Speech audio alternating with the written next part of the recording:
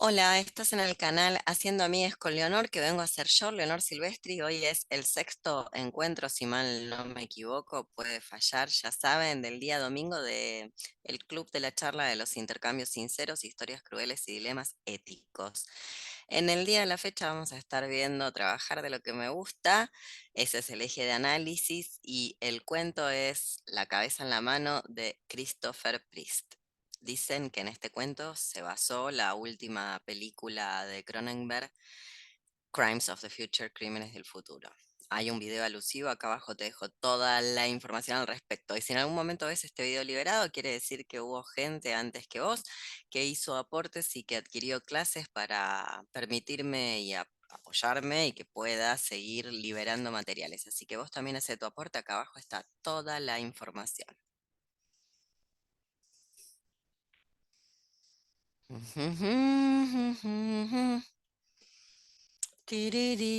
Tiririririririri.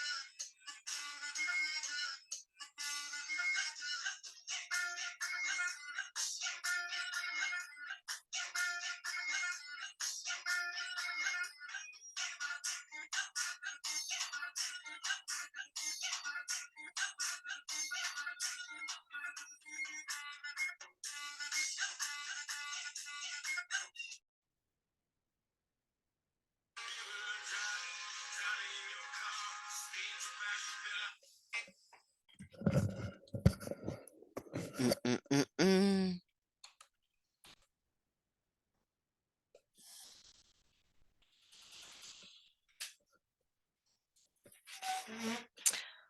Buenas, ¿cómo están?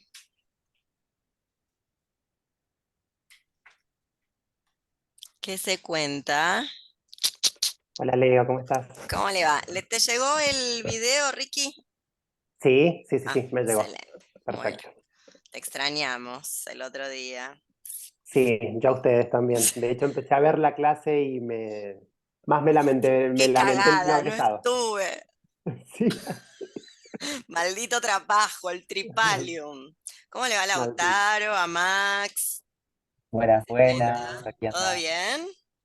acá, la vamos Acá. llevando. Bueno. ¿Y qué tal la lectura de ese cuento mientras va llegando el resto de la gente? ¿Cómo le fue con Christopher Priest? Yo no conocía Tremendo. al autor, lo Hay conocí un con actor, ahora. puede ser que se llama, o era Prince, el Christopher Prince, el actor de películas de terror, no me acuerdo. Uno que siempre hacía pelis de terror que tenía como las cejas así más en punta que las que tengo yo, muy en Mm. punta. Me parece que era Prince, Christopher Prince, una cosa así. Siempre hacía de Drácula o de... Siempre en pelis de terror, hasta muy famoso hasta los años 60, supónganse. Sí, hay que buscarlo. Me hace acordar el nombre. Sí, yo tampoco lo conocía a este autor. Ujú. Em, lo conozco por este cuento. No leí nada más de él, además de este cuento. ¿Y la peli la habían Sí. visto? La peli de Cronenberg, Sí. no la he visto tampoco, a esa. Lautaro sí. ¿Y qué tal? Yo Hola, todavía la verdad no me acuerdo mucho ¿No? porque nada, o sea, sí me acuerdo de los escenarios, como el ambiente que tenía que estar, me parecía atractivo. Mm. En un momento me resultó Hola, así Alex. muy pesada de seguir, no sé por qué, y, y me quedó como esas escenas del espectáculo, del personaje este principal siendo intervenido, digamos, quirúrgicamente. Sí. Pero es muy distinta la peli de Cronenberg. Sí, sí, o sea, como que el cuento. O sea, Esto, si bien tiene el tema, sí. no tiene la película no sigue las acciones del cuento, Nada o que al ver. menos eso es lo que Tal cual. recuerdo. Sí. Sí, es como si hubiera tomado el motivo del cuento una persona que hace una suerte de performance show o lo que fuera con estas modificaciones, mutilaciones, pero que tal cual como vos lo definiste. Luego nada que ver, o sea, la sucesión de acciones no tiene nada que ver y yo, a mi modo de entender, es un Cronenberg ya muy comercial que está haciendo películas apta a todo público y que no se animó a hacer con este tema lo que había que hacer. Porque nada, si seguís un poco más ceñidamente el cuento, se te va la gente de la sala en la primer performance, no te llegan al final, se te van en la primer performance, se te van a la bosta. Yo supongo Sí, que con eso también ha tenido que ver y soy prejuiciosa, lo reconozco, para mí donde esté Viggo Mortensen existe solo muerte, por ende no puede haber una buena película que lo tenga porque es Viggo Mortensen el que es el protagonista de la última de Cronenberg, no le da ni el cuerpo, cualquier cosa, es como, no da. Pero bueno, ¿cómo le fue al resto con la lectura que va llegando la gente? Y estoy preguntando si habían visto la película de Cronenberg. No, Steph dice no. ¿Y la van a ver, la peli de Cronenberg, o no la van a ver? Sí, bien. El cuento es mejor. Yo sé que en general la literatura es mejor que lo que se hace cinematográficamente, salvando unas muy pocas excepciones. Creo que no he visto nunca un material fílmico que supere al literario cuando el literario es bueno. Cuando el literario es malo, bueno, no es tan difícil hacer la operación. Pero la peli de Cronenberg, nada, no se van a encontrar con algo mejor que el cuento, la verdad verdadera. Pero yo tampoco le decía al resto antes de que llegaran todes que yo tampoco conocía al autor. Eh, Me lo pasó Alexis, que espero que venga porque Alexis me dijo que no les hice el chiste a ustedes, debería habérselos hecho, que es no lean esto a la noche. Obvio, si te dicen no leas esto a la noche, ¿vos qué haces? ¿Lo lees a la noche? Obvio, eso hice yo, obvio. Y me arrepentí, claro, la prohibición. Bueno, vamos a ir arrancando, ya saben que fijo el video y que si no quieren que grabe algo que digan, ay, estuve grabando todo este tiempo, soy idiota. Me siento como Susana Jiménez con los dinosaurios en este momento. ¿Por qué no me dicen? Este es el grupo que no me avisa cuando tengo moco en la nariz, ¿no? Que ya pasó. Buenas, Entonces tampoco me avisan que estoy grabando, quedo como el orto, bueno, en fin. La señora y la tecnología, y esto recién empieza. Así que imagínense más adelante, si así estoy en la víspera de mi cumpleaños número 47, que es el domingo siguiente. Pero bueno, eso, estamos o vivo, estamos grabando, así que ya saben, si no quieren salir, me avisan y se mutea y todo bien. Bueno, Alexis está tratando de conectar, que es muy importante su presencia, porque este es un cuento que Alexis sugirió, como la película de Cronenberg en su momento, que hoy llegué a mandarles, no se los mandé antes para que no me hicieran la trampa de mirar la película que no tiene nada que ver con el cuento. Entonces recién hoy les mandé esa clase que habíamos hecho en su momento con Alexis, que te estábamos esperando para hablar de Christopher Priest, porque fue una Por idea de Dios. Alexis este cuento. Así que, justamente. Bueno, bien, vamos a empezar con este cuento que en principio, más allá de lo fantástico, del elemento fantástico o distópico del cuento, yo lo declaro un cuento de terror. Sinceramente creo que estamos delante del terror. Y esto tiene nombre técnico, esto lo aprendí de Alexis, lo quiero decir ya, así que yo le voy a robar a él y cualquier cosa él hará luego las observaciones pertinentes, que es el body horror. Esto se llama, ¿verdad? Se llamaba así, como el horror corporal, que es un si no alcanzaba, esto es como el lenguaje analítico de John Wilkins, hablando de cuentos, ¿no? El cuento de Borges, porque si no nos alcanzaba con que fuera el subgénero de un género menor, además dentro del terror está esta línea, vamos a decirla así, que se llama el horror corporal, donde, bueno, se pueden incluir toda la producción de un cineasta como Cronenberg y puntualmente este cuento. Por eso yo decía que más allá de los elementos propios del cine fantástico, me parece que es interesante leerlo como un cuento de terror porque ahora me dirán ustedes cómo lo experimentaron, pero yo creo que en general a mí me dio miedo, por ejemplo. La primera vez que lo leí, que conté la anécdota esa del chistonto que me hizo Alexis de no lo leas de noche, por ende que fue a hacer la boluda, lo bailo lee de noche. Obvio, porque si te dicen que no hagas tal cosa, ¿qué haces vos? Así lo haces. Obviamente, así. Así funciona Freud.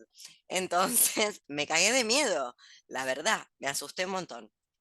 Me dio mucho, mucho miedo. Ahora me van a contar qué les pasó a ustedes. Y también quiero que me cuenten, mientras vamos hablando y preparando, bueno, y yo les voy comentando unas líneas que preparé, quiero que me cuenten en qué momento ustedes se fueron dando cuenta de que iba a pasar lo que finalmente pasó y si se esperaban ese final o si fue completamente inesperado. Esto a mí me intriga y me atrae mucho del cuento y he hecho la prueba con varias personas de que en qué momento se dieron cuenta de delante de quién estaban, porque en un estilo de escritura muy parco, que a mí me parece que le sienta muy bien al cuento, ahora hablaremos de la traducción, que valga la redundancia, es otro cuento, y de la exageración y el uso abusivo del gerundio contra el que tenemos una guerra. En general, la gente que pasó por la Facultad de Letras tiene una guerra contra el gerundio y hablaremos de la traducción. Pero primero vayamos antes de declararle la guerra a por qué traduce todo en gerundio esta persona, qué dolor visual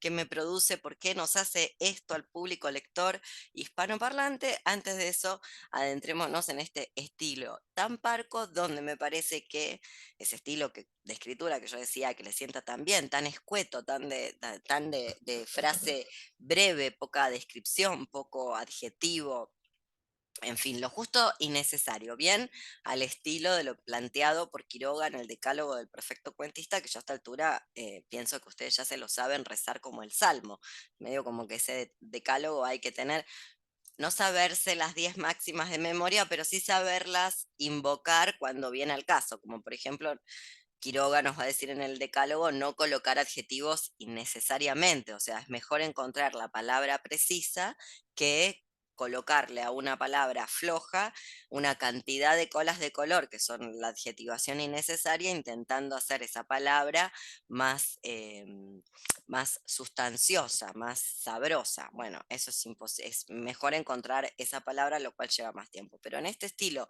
muy parco que está utilizando Priest en este texto, me parece que produce, uno de los efectos que produce es una suerte de ralentando, de ir lentamente introduciendo el tema de la performance y del arte y de todas estas cuestiones en torno a lo que hace el personaje de Todd.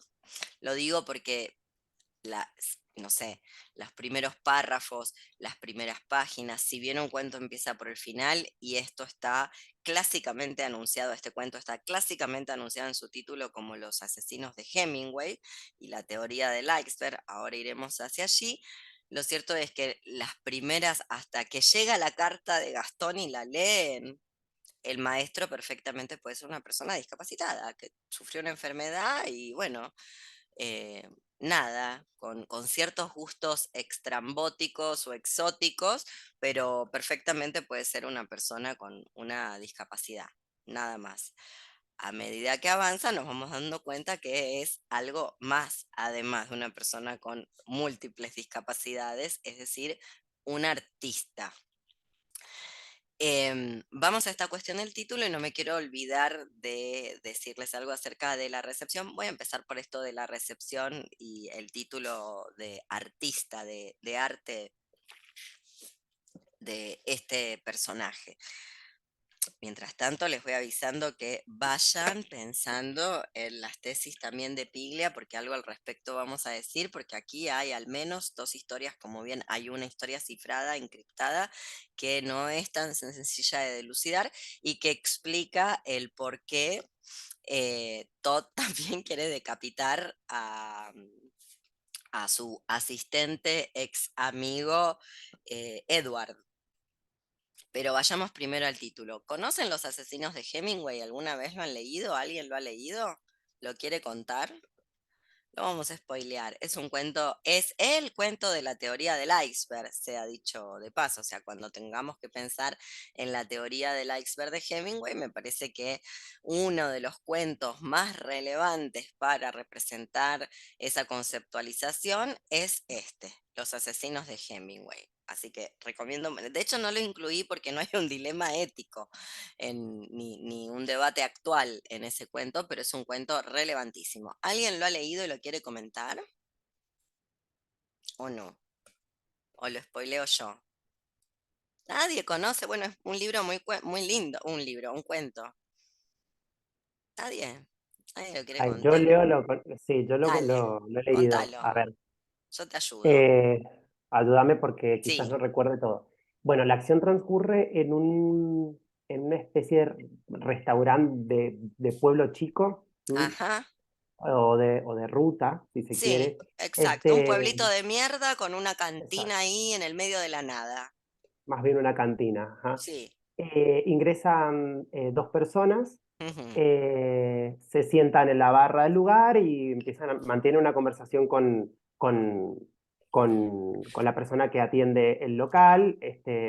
Van con una actitud muy prepotente, empiezan a increpar al, al señor que atiende el local. En fin, lo que estas dos personas buscaban en ese restaurante era encontrar a la persona que debían matar, digamos, por Pero no encargo. está dicho en el Pero cuento.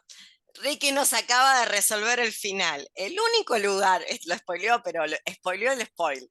Está buenísimo, porque en ningún lado del cuento dice que esos son asesinos, más que en el no, no, no, título, y los asesinos, como buenos sicarios, no van y le dicen al dueño del local: hola, venimos a matar a fulano de tal. ¿Dónde está fulano de tal? Preguntan por fulano de tal, son exacto, súper extraños para el pueblo, o sea, nunca nadie los ha visto, están vestidos y caracterizados de una determinada manera y preguntan por alguien que todos los mediodías almuerza en ese lugar y que hoy, por una cuestión completamente ajena a la llegada de estas personas, no fue, hoy no fue. Le tocó no ir, qué sé yo qué le pasó. Tampoco está realmente explicado en el cuento. Ahora, esta persona que nos fue a almorzar es una persona característica, tiene unas ciertas características, singular. ¿Cuáles son las características de esta persona? Sí, Porque acá es donde se inserta la teoría del iceberg. exactamente, es un boxeador. Es un exboxeador que viene Es de un la ex- gran ciudad. De Exacto. hecho, viene de una ciudad específica que para el tiempo histórico en el cual está ambientado el libro tiene que ver con la mafia. Viene de Chicago. Fue exboxeador Ujú. en Chicago. Y está ¿qué hace un exboxeador de Chicago en un pueblo perdido en el medio de la nada en Estados Unidos y todos los días yendo a almorzar a una cantina que nada que ver? No se sabe, pero evidentemente alguien lo está buscando. O sea, y eso es lo que hay que reponer. Porque el lector, en ningún momento se le dice al lector por qué está ese boxeador ahí o por qué están estos sicarios buscándolo. Y ahí es donde una puede dar rienda suelta a lo que sabe. No sé, perdió una pelea que tenía que ganar, ganó una pelea que estaba pactada que perdía. Vieron que las peleas de box, de todo en realidad, pero las de box históricamente están algo pactadas, no se lo tengo que decir yo, ya se habrán dado cuenta, las apuestas son muy importantes. Si no, también pueden preguntar en el ambiente del fútbol, que hay todo un entuerto en este momento al respecto. Bueno, en fin, no sabemos nada del boxeador. Quien lee el cuento tiene que empezar a imaginarse por qué han ido a buscar a este personaje, estos sicarios, qué es lo que debe, qué es lo que ha hecho, qué es lo que no ha hecho, como para que se tome a alguien el trabajo, un gángster, por ejemplo, un Al Capone de la época, y mande unos sicarios a buscar a este tipo. Y eso es todo el cuento. En realidad en el cuento no pasa nada, nadie muere, no lo encuentran, no sabemos si vuelven. Eso es todo el cuento. Por eso yo les hablaba, en alguna oportunidad les he hablado de ese cuento minimalista, Salinger específicamente, que sea dicho de paso, el cuento de Salinger que leímos, Linda Boquita y Verdes Mis Ojos, para mí es un intertexto genial con La cabeza en la mano de Christopher Priest. Así empieza la génesis de este taller, porque me acuerdo puntualmente cuando Alexis me pasó el cuento que yo le dije, mira, hay uno de Salinger donde también hay una linda guampeada, hay alguien que le está poniendo las guampas a su amigo con la esposa, y el amigo hace desde algún punto de vista también alguna cuestión como para engancharlos, como en este caso. Totalmente distinto, no obstante podríamos incluirlo en si hiciéramos un catálogo de cuentos donde se icardea a alguien. Recuerden que en Argentina icardear es cuando le soplas la mujer a tu amigo, por Mauro Icardi, la historia de amor de Mauro Icardi y Wanda Nara. Se has creado un adjetivo, bueno, podríamos poner ambos cuentos en un anaquel que sea cuentos de Icardiada, y ahí podrían ir ambos textos, aunque no tengan nada que ver puntualmente. No obstante, y pese a que es body horror, cuento fantástico, cuento de horror, como lo queramos decir, o sea, una cosa muy poco costumbrista, justamente por sus elementos fantásticos, luego nos encontramos con un cuento muy clásico dentro de la teoría del cuento, porque el único lugar o el final se anticipa cuando decimos el cuento comienza por el final, o quien escribe el cuento se sabe el final para causar ese impacto y el clímax del cuento está puesto en el final. Aquí dio una vuelta de tuerca y el final está anticipado directamente en el título. Por eso yo vuelvo a esta pregunta que les hacía: ¿en qué momento se dieron cuenta que el acto final va a ser una decapitación? Por eso la cabeza en la mano. Bien, ya me dirán. Me pueden decir cuando gusten. Y hay esto que les decía de las tesis piglianas. En la historia cifrada hay una segunda historia que el narrador desconoce. Este es un cuento donde el narrador, que a su vez es protagonista de la historia, sabe menos que el público lector. ¿Qué es lo que el narrador ignora hasta último momento? O bueno, tal vez descubre a último momento, pero no nos hace saber que lo ha descubierto, que quien lee el cuento lo sabe antes. Hay algo que como público lector, yo creo que sabemos antes que el narrador que es protagonista del cuento. ¿Qué es?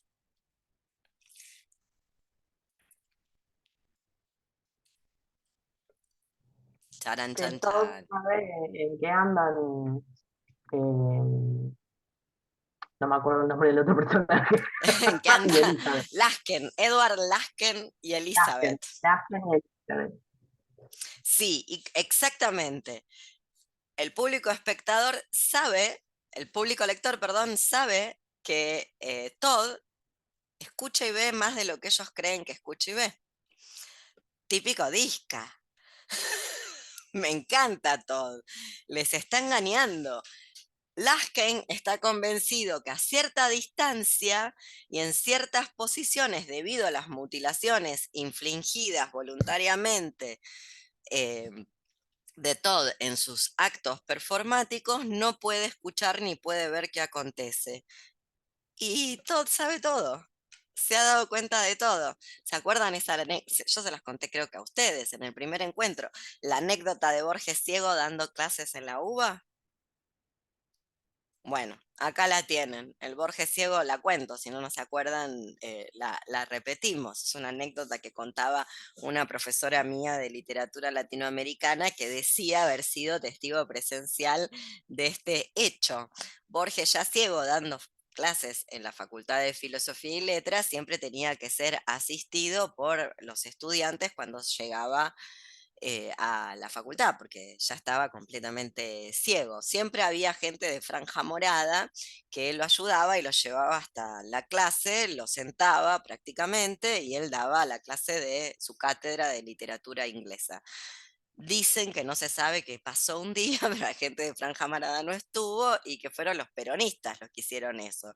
Y como Borges estaba ciego como un topo, lo sentaron de espaldas a su estudiantado. O sea, Borges dio 4 horas de clase de literatura, su cátedra, el teórico, 4 horas de clase de literatura inglesa hablándole al pizarrón. Cuando termina la clase, contaba esta profesora que Borges se dio vuelta, los miró a todos, miró a todos sus estudiantes con los ojos esos ciegos que tenía y le dijo: a mí me da exactamente igual darle clases al vacío del pizarrón que al vacío del estudiantado. O sea, se había dado cuenta todo el tiempo de lo que estaba haciendo y sencillamente hizo una borjeada. Bueno, Todd también se está dando cuenta y hasta último momento, bueno, Lasken se da cuenta que él sabe de la Fer, pero en ningún momento de la narración se acusa algún tipo de recibo de cómo es que Todd sabe. Y hay una gran cantidad de marcas en el texto que podemos relevar donde Edward es muy cuidadoso de dónde se coloca con respecto a su amigo Todd para que Todd no lo escuche, no lo sienta, no lo perciba, según lo que él cree. Ya ven que lo estaba escuchando, percibiendo, etcétera, etcétera, etcétera.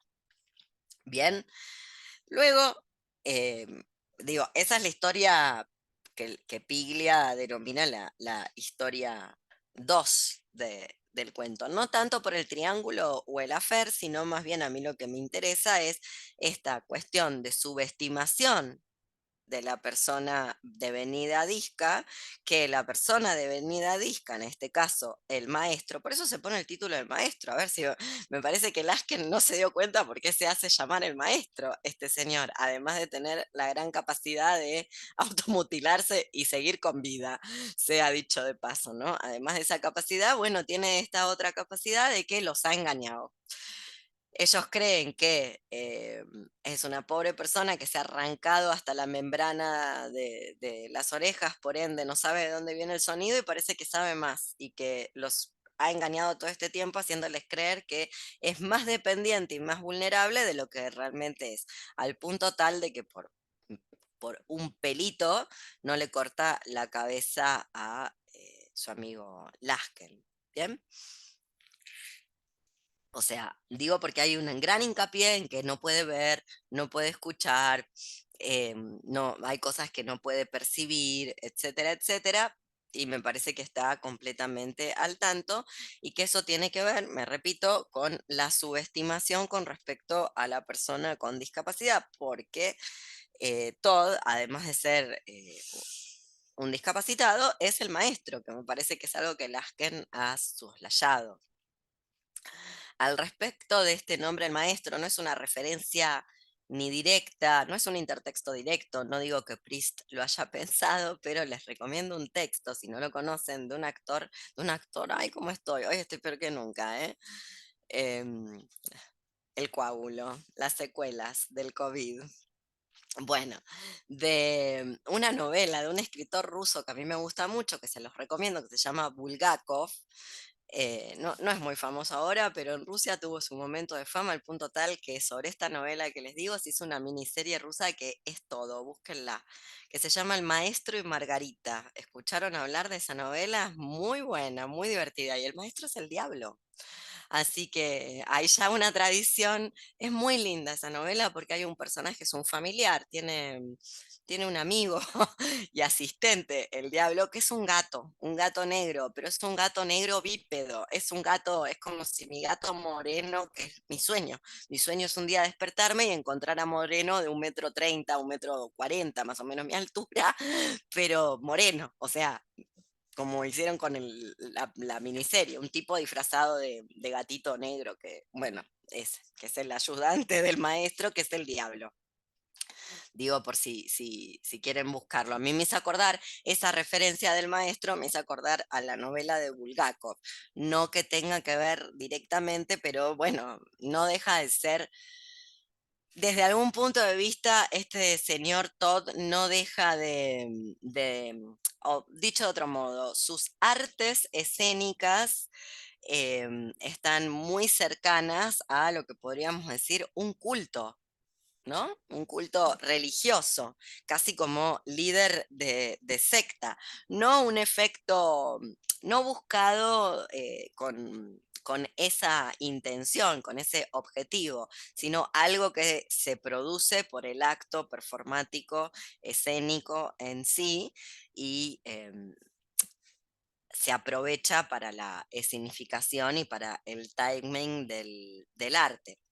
Y acá vuelvo a esta segunda referencia, que este es un cuento que a mí me gusta hacérselo leer a la gente o que la gente lo lea y preguntarle en qué momento se fue dando cuenta de ciertas cosas. Y alguien que yo le hice leer este cuento eh, me habló del maestro, o sea, se refirió al maestro, a Todd, como eh, qué ganas de fama, qué ganas de figurar y a qué punto.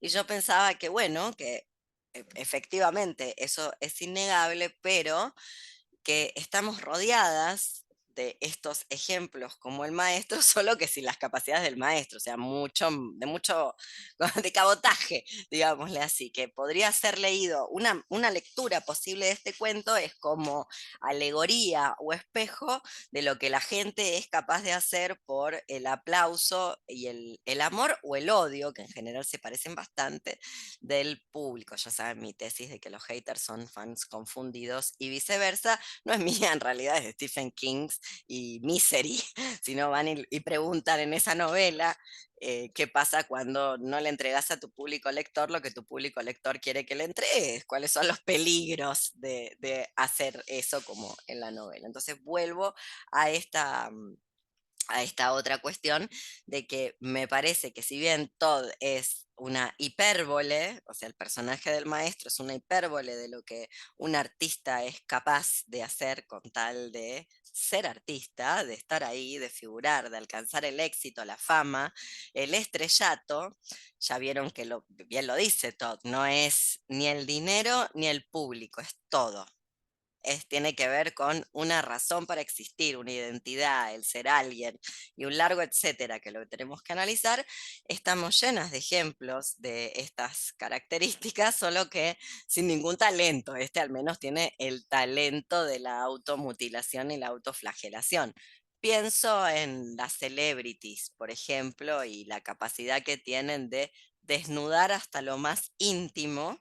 Claro, no se mutilan en vivo en directo, pero nos enteramos de cosas que, no sé, yo no me atrevería a contar en ningún lado. A mi psicólogo le cuento cosas por el estilo, casi con el orden de la confesión, y que nuestras celebrities son capaces de desnudar siempre. Vieron que además siempre la coartada, el pretexto para desnudarse, para develarse públicamente en los medios y redes sociales, tiene que ver con que al otro le puede servir esta historia. acompáñenme para esta triste historia que la estoy contando porque a alguien que está aquí puede servirle que yo le cuente y que desnude, no sé, cómo me metieron los cuernos, cómo fui tan boluda y tenía la autoestima por el piso, cómo me gusta que me caguen en la boca y un montón de cosas que las celebrities pueden llegar a contar en vivo, en directo, sin que se les mueva un pelo, con tal de estar 5 minutos más delante de la pantalla con alguien hablándoles y figurar, básicamente. Es decir, todo puede ser leído como, si se quiere, un arquetipo de ese cuadro de situación al cual estamos completamente acostumbradas, ¿no? Donde la gente se desnuda, digo porque está dicho en el cuento también, ¿no? O sea, es un desnudarse tal al punto de arrancarse el propio cuerpo, al punto tal de una renuncia total al propio cuerpo. A propósito de la renuncia, y ahora que la introduje, recuerden por dos cosas. Primero, una que nada que ver, pero que cada domingo yo me olvido y se los tengo que mencionar y que si no lo hago ahora, volveré a olvidar y se terminará el curso y no lo diré. Cuando vimos Patrón de Abelardo Castillo, yo me olvidé de recomendarles este libro, Tirín Titín, La muerte sin llanto, de esta señora Nancy Shepherd Hughes.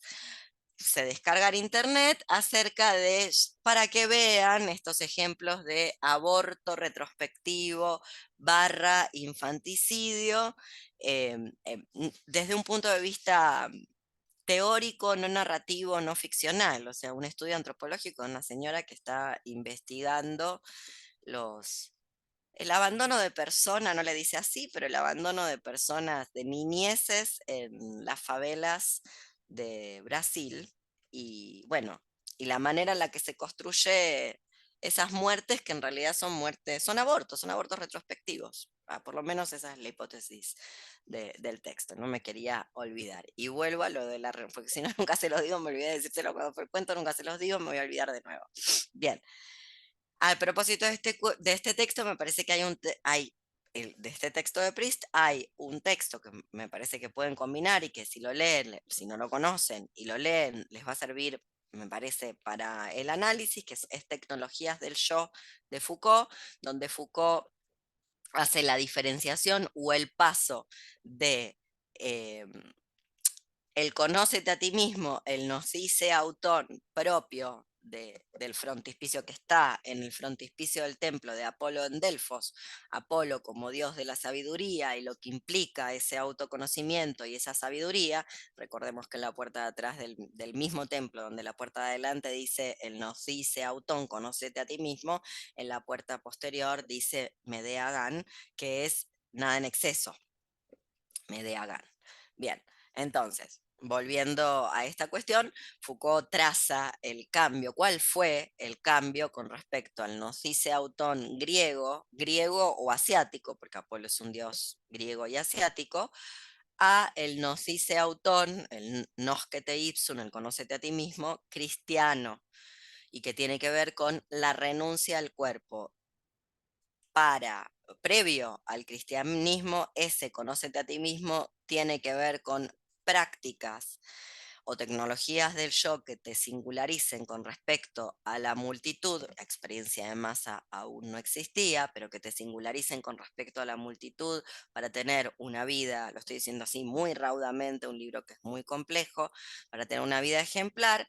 Y el cristianismo va a decir lo contrario, que esa elevación, esa ascesis, ese llegar a estados más elevados se alcanza cuanto más se renuncia al cuerpo, cuanto más abandones tu cuerpo, cuanto menos sepas de él, cuanto menos te encargues de él, pues entonces más cerca de ese estado de beatitud que el cristianismo propone con sus ideas neoplatónicas. Bien, lo digo porque los cultos flagelantes, por ejemplo, piensen que en la Edad Media se habla de olor a santidad. ¿Saben lo que se usó? Hasta mi abuela todavía lo usaba. Mi abuela, que era española, todavía usaba el olor a santidad. ¿Saben lo que es el olor a santidad? El olor a que no te bañaste en meses, el olor a que te estás pudriendo en vida. Es un eufemismo, claro, cuando le decía a mi abuela lo que estaba diciendo que éramos roñosos con olor a culo. Nos estaba mandando a darnos una duchita. Básicamente nos decía que teníamos olor a santidad, que es que estábamos sucios y olorientos. Eh, pero ese olor a santidad, esa frase olor a santidad, viene de la idea de que la santidad se alcanza con la renuncia al cuerpo, dejándose directamente pudrir en vida. Por eso el olor.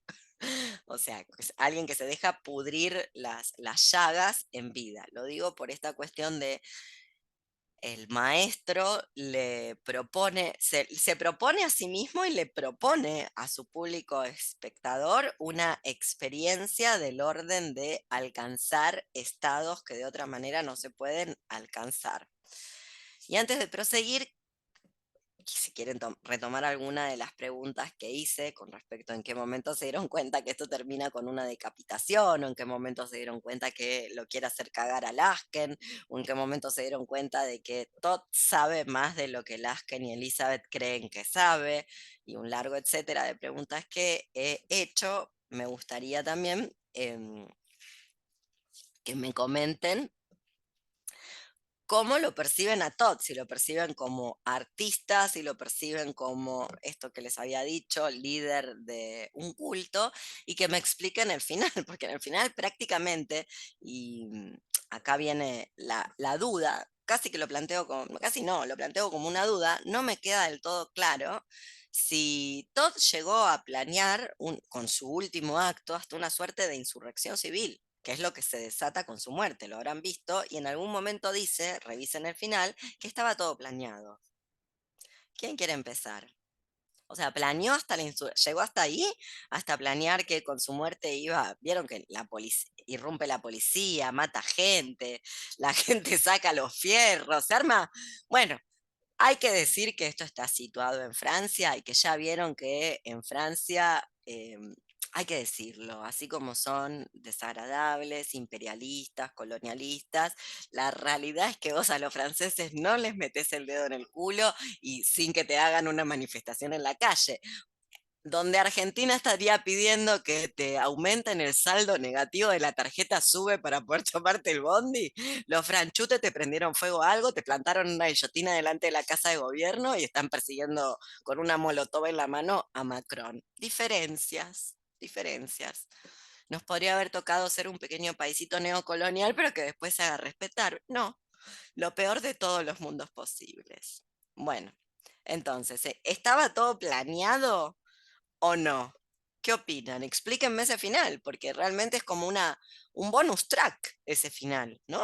Donde mirá lo que se desató porque este demente hizo un último acto con una decapitación en vivo y en directo. O sea, de repente la gente se está matando con la yuta a los balazos en la puerta del Teatro La Alhambra. Inédito. Los efectos del arte, ya lo ven. Miren qué bien. ¿Quién quiere empezar?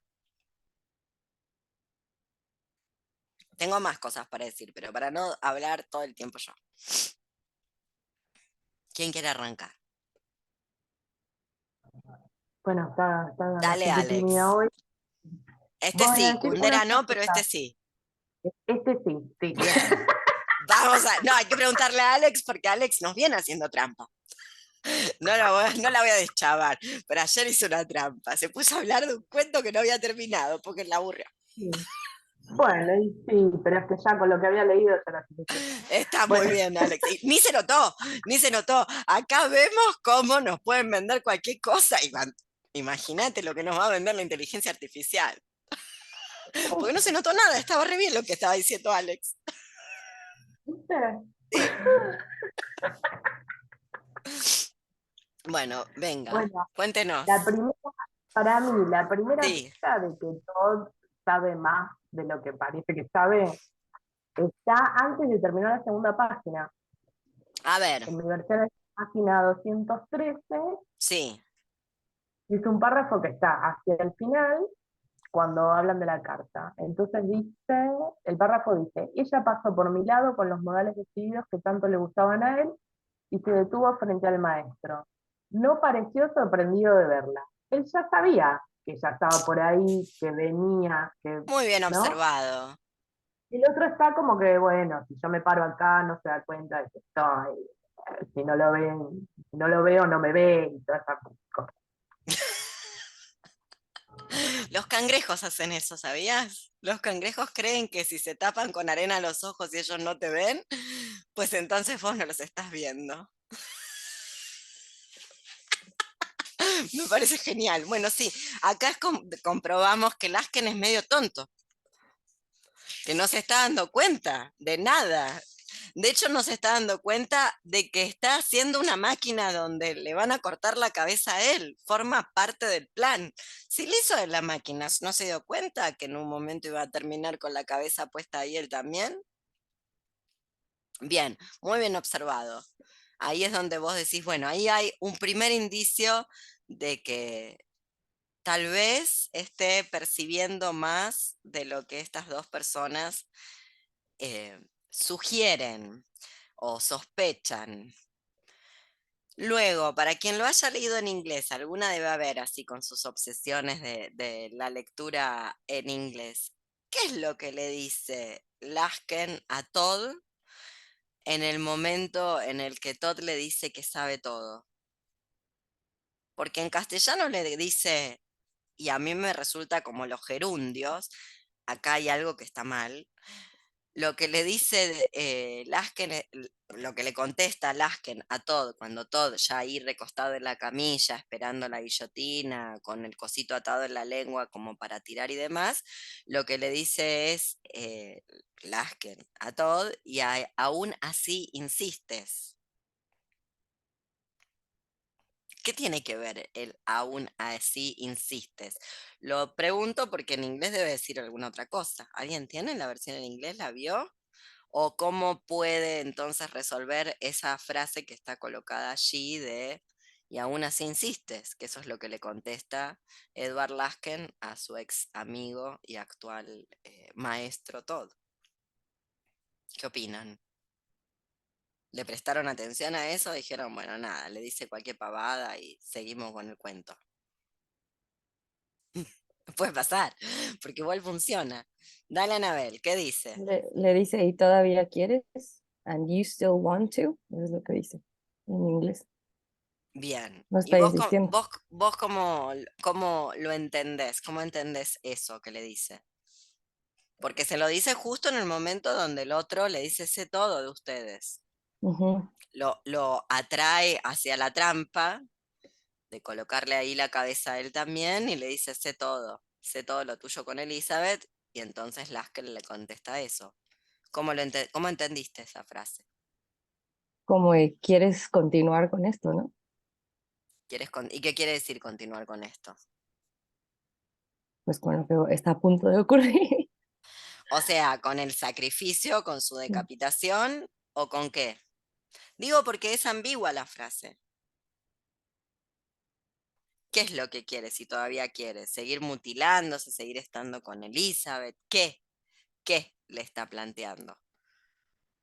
No sé, es un interrogante que yo me hago. No que pueda decir al respecto, sacar una conclusión, pero me parece enigmático que esté eso ahí. Hay varios enigmas. Tal vez estoy rizando el rizo, pero hay varios enigmas que yo me digo, ¿por qué? Otro enigma es por qué Edward Lasken le dice a los cisnes palmípedos. ¿Por qué habla como... Este es el síndrome del citado nosocomio. Es una cosa que se estudia en periodismo. A los periodistas les pasa. Y vuelvo a las tesis, al decálogo del perfecto cuentista. La- y cómo hay que saberse ese decálogo. Ese decálogo no es que se lo tienen que saber de memoria, pero tienen que poder invocar cuando se presentan estas cuestiones qué está diciendo el decálogo. Una cosa que dice el decálogo, más allá de lo que Piglia crea de él, el decálogo es muy bueno, es que así como no se le ponen colas de color a una palabra débil porque no la va a hacer fuerte, hay que encontrar la palabra, luego la única manera de decir que estoy cruzando el río es decir estoy cruzando el río, no hay otra manera de decirlo. Así que vos si necesitas cruzar muchas veces el río, no vas a poder decir, no, ¿cómo se puede decir río sin decir río? Vas a quedar como las preciosas ridículas de Molière, diciéndole a la silla el perifolio que que se utiliza para sentar las posaderas, o sea, no se puede hablar, que es lo que los periodistas hacen cuando tienen que poner 2 veces en un mismo párrafo hospital. Entonces dicen el citado nosocomio, por eso es el síndrome del citado nosocomio. Señor, ponga hospital, no hay otra manera de decirlo, no pasa nada. Bueno, o el trovador galo, nada. Ponga el nombre del señor que canta otra vez y dígale, señor que canta, ¿qué vas a hacer? Bueno, aquí aparecen una serie de palabras como palmípedo, por lo que busqué, es la patita de todas las aves esas que nadan y que pueden hacer así, que tienen una membranita, pero le dice palmípedo, es decir, Lasken habla raro. O por lo menos cuando narra raro, porque palmípedo es extraño en cualquier idioma. En castellano, en inglés, supongo que en chino también. O sea, alguien está eligiendo que uno de sus personajes hable de esta manera, con esta pompa. Ánade, le dice en un momento a los cisnes también. Tiene una cantidad de palabras para hablar de algo que es de la familia de los patos, que parece Rubén Darío.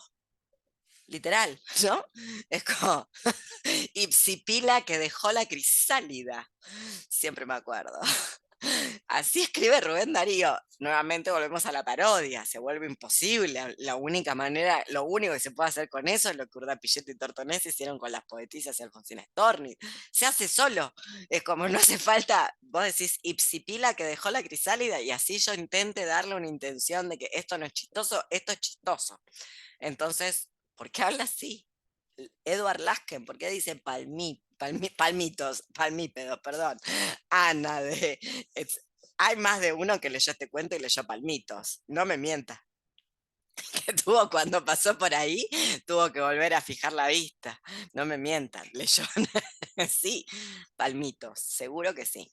Bueno, eh, para mí esa es otra cuestión inquietante del texto, que no sé si podemos sacar una conclusión, pero que por lo menos llamar la atención, porque es muy extraño que se exprese en algunas cuestiones con un vocabulario tan pomposo que forma parte de un registro donde no querés repetir la palabra cisne, que no me parece que sea el caso, no me parece que es el autor Pris diciendo, teniendo el síndrome del citado nosocomio, sino que más bien me parece que hay un personaje que, bueno, es tan extraño como el maestro, por alguna razón le está haciendo, le hace las máquinas, pese a toda la repugnancia que le produce, pero también el, el- la fascinación. Fascinación que en el caso de Lasken, ya se habrán fijado, ¿por qué acepta trabajar finalmente? ¿Cuál es la motivación para trabajar con su ex amigo Todd de la infancia? ¿Qué opinan?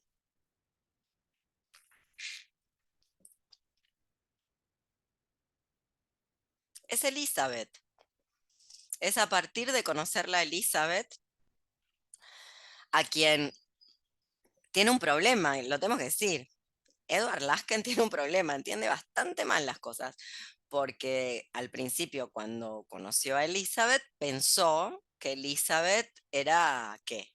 Otra fan, que lo que le atraía de Todd era aquello que a su vez a Lasken le repugna, su capacidad de automutilarse en una suerte de show, de freak show. Si queremos también podemos incluir esta historia dentro de las historias de freaks, al estilo de los circos de freaks como en la película de Todd Browning. De hecho, estamos delante, me parece que ese es otro intertexto no necesariamente buscado por el autor, pero una cruza posible, esa película Freaks de Todd Browning. Si no la vieron, la tienen que ir a ver porque justamente es la venganza de los freaks, como en este caso.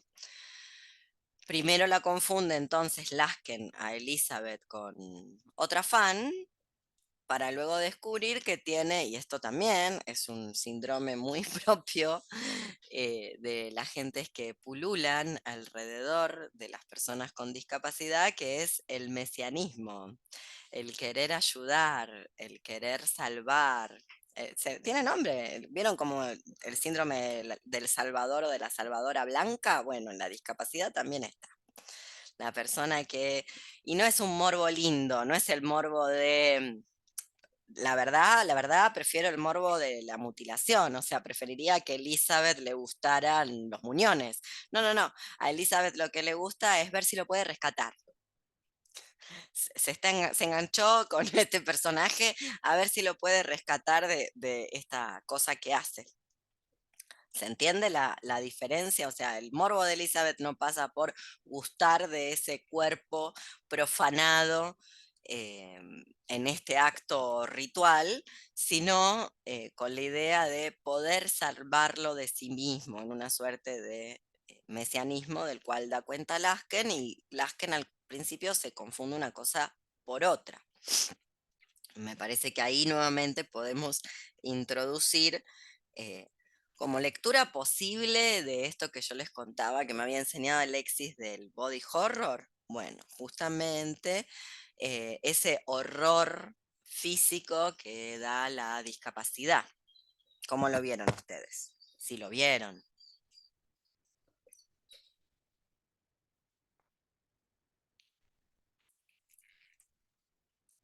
Hola, Por Alexis. ejemplo, Ay, va a hablar Ricky. Bueno, los dos. no, no, no, a ver, bueno, lo mío es chiquito, digo, en Dale. cuanto a esto del horror que despierta este cuerpo, digamos así, monstruoso de Mm, Todd, es el hecho, por ejemplo, que Elizabeth, a ver, no duerme con Todd, no tienen, al parecer, digamos, el contacto físico. Hay algún tipo de contacto físico, no voy a decir que no, porque de hecho lo hay besa, lo besos, acaricia. exacto, lo acaricia. Lo veo yo por el lado Lo esta, viste. lo viste, exactamente, lo baña, Mm, antes de su función lo baña. Lo veo más por el lado de esto de que ya deslizaste de cuidar de esa persona, digamos, como de darle un cuidado, un cariño, digamos, y ella posicionándose en el lugar de una mejor persona por hacerlo, digamos. totalmente. Este, pero no, pero sí, pero ella no quiere tocarlo ni con un palo, me parece. Digo, en definitiva, no es, no hay una atracción física hacia él de parte de ella. Sí, totalmente. ¿Qué ibas a contar, Alexis? ¿Cómo va? Contanos cómo Yo- descubriste el cuento, nunca te lo pregunté. me lo recomendaron, Ah, muy me lo bien. recomendaron y justamente te iba a decir que antes de hacerte la recomendación de que no leyeras este cuento de noche, que vos vayas y lo hagas, a mí lo que me pasó fue que a mí una de las características del body horror es que te tiene que generar incomodidad. Total. Y me acuerdo que la primera vez que yo leí este cuento, yo tuve que parar varias veces para leer, sobre todo en la parte que empieza a describir cuál es el estado del cuerpo de Todd. Yo tengo medio un issue ahí con las cosas, como que me dan medio cosita, igual quiero verlas, pero me dan cosita, entonces, Obvio. entonces, claro. Y me costó bastante leerlo, me costó bastante leerlo en que se me saliera, o sea, no pude terminar de leer este cuento sin que se me saliera esa sensación de incomodidad en mi propio cuerpo. Hmm. Entonces, digo, me parece que la maravilla de este cuento y del body horror es justamente esto, generar una incomodidad física de parte del lector, en este caso del espectador. Porque el body horror tiene mucho que ver con el cine. De hecho, Cronenberg, que es un gran referente del cine del horror corporal, también tiene películas en las que logra esto, ¿no?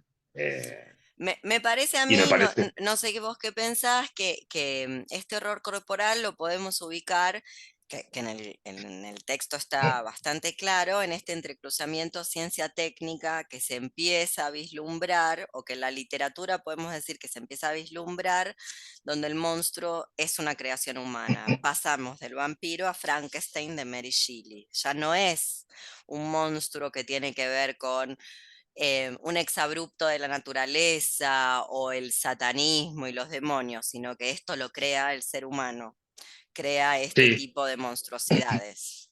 O sea, es un sí, justo, Frankenstein en algún punto. sí, es un Frankenstein y para mí también me parece que la genialidad también, haciendo el mismo cruce que hace vos en relación a los cuerpos discapacitados, me parece que también te permite experimentar qué es lo que la sociedad hace en relación a los cuerpos con algún tipo de discapacidad.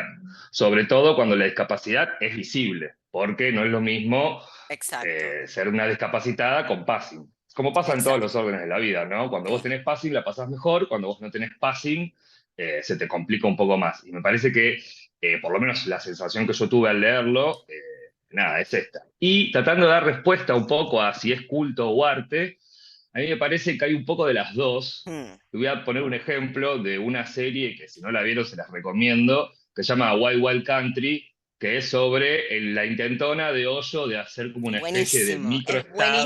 buenísimo. Exacto. Y me parece que Hoyo tiene un bagaje espiritual real, o sea, es real. El tipo tiene una educación basada en la filosofía Sí, que es un hindú. gurú real, no es solamente un chantapufi. Exactamente. Pero Pero, luego se pero, genera, pero luego además, se genera, exactamente, se genera toda una estructura alrededor de él y él también se presta a esto y y se convierte en un rockstar. totalmente. De Entonces, hecho, Hoyo también tiene un asistente, a diferencia del eh, asistente de Todd, el asistente de Hoyo vale oro, que es la señora Sheila. sí, sí, Asignación qué universal de personajón. Sheila al nacimiento. Una debería nacer con una Sheila. Así como Sí, te por tienen que traer al favor. mundo y te tienen que poner una Sheila al lado. Porque en realidad Hoyo Asistida es por una Sheila. Sheila. Claro, Hoyo es Sí, Sheila. Sheila hizo todo. ¿Te acordás cómo? sí, sí, yo me Con acuerdo, una no quiero spoilear porque está muy ¿cómo que buena no? la Si serie. es nuestro podcast interrumpido, Bueno, venimos no con lo vamos a... opuesto, hemos no vamos, spoileado mucho. Vamos a spoilear, claro, es lo que hacemos, es lo que Spoilemos. Nada, ella básicamente arma gente dentro de un estado. O sea, la mina se montó un se compró ejército. con la plata de Hoyo acumulada, se compró un pedazo de tierra en Estados Unidos que le hicieron un microestado literal, que no respondían a Sí, las sí, órdenes sí. norteamericanas. No, Casi armó no. una revolución, una podría decir, ¿no? Sí, sí. Y todo esto con, digamos, la población era población hippie. Sí, Hay que sí, los puso remarcarlo, un poco ¿no? Eran violentos a los hippies. hippies. De repente Claro, empezaron a tener exacto. armas, gracias a Sheila. Pero lo Un detalle no divertido, menor. sí, no un detalle no menor, pero una cosa interesante de Sheila, un rasgo interesante de esta productividad de Sheila, es que Sheila hace esto a partir de la muerte del marido. El marido muere sorpresiva y rápidamente, el marido de Sheila, que era una acólita de Hoyo, y Hoyo le da una sugerencia que no sé, me parece que no tiene que ver con las religiones hindúes, es de la ética protestante lo que le dio. Pero claro, como Sheila es india, a ver cómo la entendió, que le dijo que se entierre en el trabajo, que para salvar la pena, para poder sortear la pena extraordinaria, porque el marido muere de improviso y como si te dijeran 7 días, un día vivo, otro día muerto, y Sheila está recién casada con el marido muerto, y Hoyo le recomienda que se entierre en el trabajo, y se entierra en el trabajo, lo convierte en Hoyo, se convierte en su asistente estrella y bueno, hace este tipo de cosas. Armar a los hippies, salir en bolas en la revista Interview, en fin.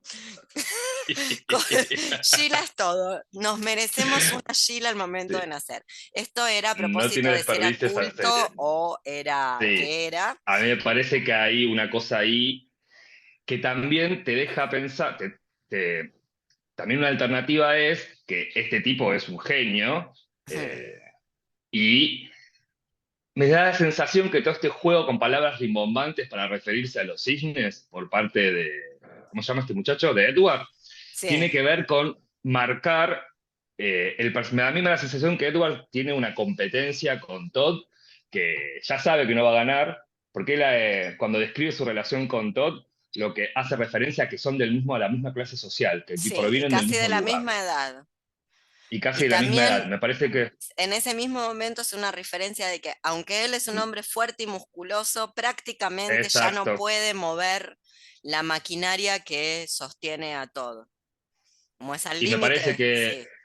Y me parece que esas palabras rimbombantes también marcan las diferencias que hay entre Todd y Edward. O sea, Edward efectivamente no es una persona muy despierta, o por lo menos, no sé si no es muy despierto, sino que está intentando tener una competencia desde cualquier lugar, porque o sea, no le está pudiendo ganar porque el líder del culto o el artista consagrado es Todd. Él no va a hacerlo nunca, él solamente va a ser el amigo que le robó la mujer al otro amigo.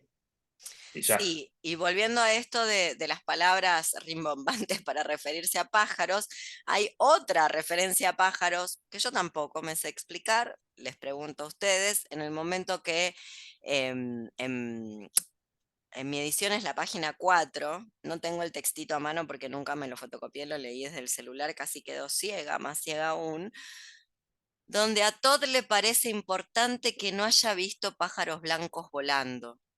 O sea, Todd Edward Lasken ve una bandada después de que rompe el hielo del lago, esa capa finita que sea, para que vuelvan los cisnes cuando se están retirando tras leer la carta de Gastón. Edward Lasken ve una bandada de pájaros blancos volando y él espera que no las haya visto Todd. Y ahí yo pensé, o esto tiene algún tipo de simbolismo que hay que construir al estilo teoría del iceberg, porque ¿por qué me está señalando que espera que Todd no haya visto los pájaros blancos, a los cuales tampoco defines como palmípedos, ánade o cisnes, son solo pájaros blancos que pasan por allí volando? ¿Por qué hace hincapié en eso? Es decir, yo no sé tampoco si es despierto o no es despierto, pero Lasken es más extraño de lo que suponemos, lo cual también es propio, es un estereotipo en el buen sentido, en el sentido literario de un estereotipo, porque todos los monstruos tienen un ayudante, siempre. No solamente el diablo, el maestro de la novela de Bulgakov, que tiene el gato bípedo, sino todos. Drácula tiene uno. Bueno, el doctor Frankenstein se construye uno, básicamente de eso se trata la novela. Se hace un Frankenstein, se hace un tipo, básicamente. Entonces es casi como un requisito, un prerequisito del género. Pero ¿por qué? A mí me resultó llamativo que Lasken espere que no los haya visto, o sea, ¿por qué? Pero bueno, también podríamos, en la misma línea que señalaba Alex, eso tal vez es una referencia, ya te doy la palabra yo, Alan, eso también es una referencia a que tal vez Todd percibe y ve más de lo que, como ya sabemos, de lo que Lasken piensa que se entera y ve. Dale yo, Alan, ¿cómo le va? Hola, bien, bien. Hola. Creo que porque al principio dice que Todd quería verlos, ¿no? Y entonces es así como de, pues no se los hice ver, eso es lo que quería ver y Como una suerte de esto que la línea que trae Alexis, de la competencia. sí, Competencia yo que lo veo. marca Todd, porque piensan en los comienzos. ¿Cómo comienza Todd? Todd no comienza diciendo voy a ser artista. De hecho, hay que decirlo, en una situación muy sui generis, porque es un accidente que está teniendo otra persona y este se pone a apostar que se puede mutilar, o sea, imagínenselo, alguien tuvo un accidente, estamos todas ayudando a la persona que tuvo el accidente y Alexis y yo nos ponemos a apostar que, no sé, que yo me puedo hacer eso en el brazo con un cuchillo, mientras hay una persona herida, o sea, un disparate, o sea, lo que estoy queriendo decir es que apuestas, masculinidad hegemónica, tipos compitiendo, luego a eso lo mezclamos con televisión, show, dinero y nos da esto, pero en principio todo está muy bien esa lectura que haces, Yolan, de los pájaros, como una suerte de maldad de empleado. ¿No? Como no logró que los viera, vinieron y yo hice que no los viera. Y ahí es donde me vuelvo a preguntar si todas esas pequeñas micromaldades, vamos a decirlo, como herramientas del oprimido, no las estará percibiendo Todd, que se ve que se entera más de lo que este tonto de Lasken cree que se está enterando.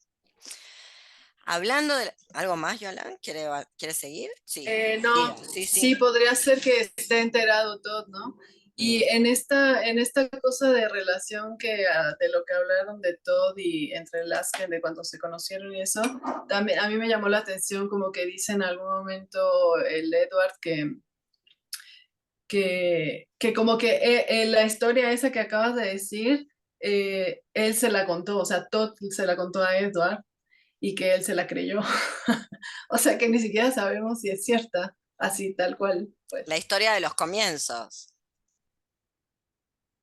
Sí, de cómo comenzó, sí, totalmente. Es un narrador muy interesante para cuento, porque nuevamente es un narrador que sabe menos que quien está, pese a que todo lo informa Lasken como narrador, sabe menos de lo que el público lector se va dando cuenta. Sabe bastante menos que quien va leyendo, justamente por este tipo de cosas, de por qué le creeríamos. ¿No? ¿Por qué le creería a su amiguito medio psicopático, automutilador, la historia de cómo fueron sus comienzos con este show?